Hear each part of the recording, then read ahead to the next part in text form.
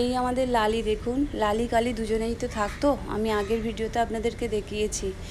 ওরা 10টা বাজলে আমি ওদেরকে 10টার মধ্যে ভাত দিই। বাড়িতে যেরকম ডন্ডেজিকে খাওয়াই সেরকম ওদেরকেও আমি 10টার মধ্যে ভাত দিয়ে দিই।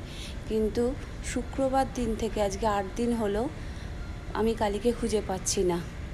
3-4 দিন বাদে ভেবেছিলাম হয়তো অন্য পাড়ায় আছে, চলে আসবে, কোথাও মানে খুঁজে পাইনি ওকে।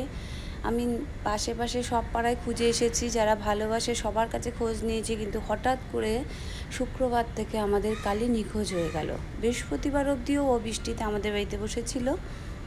দাঁড়া, কিন্তু থালা নিয়েছি, দাঁড়া। লালিটা না মন খারাপ করে বসে থাকে।